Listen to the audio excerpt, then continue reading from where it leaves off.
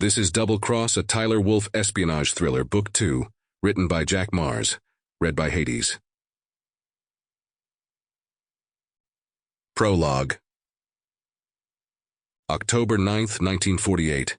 Paris, France. The agent had to stifle a chuckle. The Americans were such children sometimes. The agent wasn't a fool.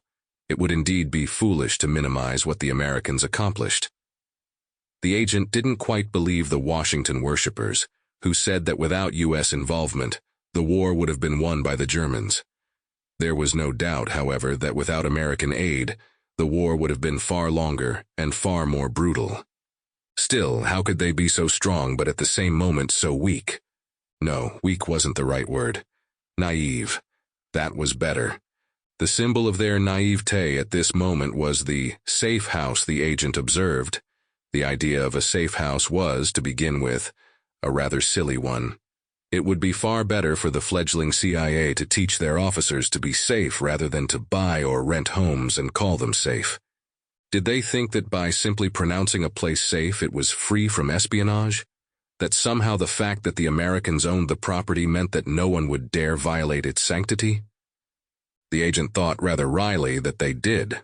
Foolish. Well, that was all right. They would learn their lesson. In the long run, they would be better for it. Or they would be if this was all the agent planned to do.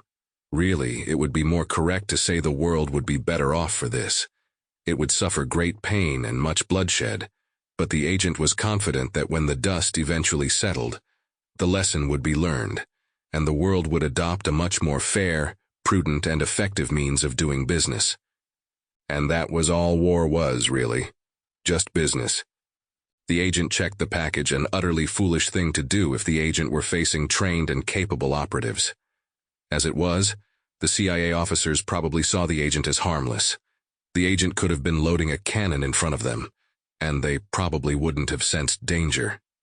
The agent confirmed that the package was in order and pushed off. The bicycle was an old one, rusted and slightly bent, but it worked well enough for this purpose. The agent parked the bicycle in front of the safe house and whistled jauntily, carrying the package directly to the front door. Foolish.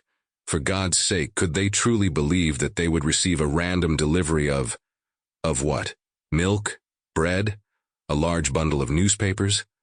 Well, apparently so, because when the door opened behind the agent, the officer who took the package didn't even call after the agent.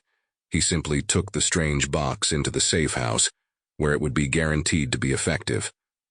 Foolish. The agent mounted the bicycle and rode off. Sample complete. Ready to continue?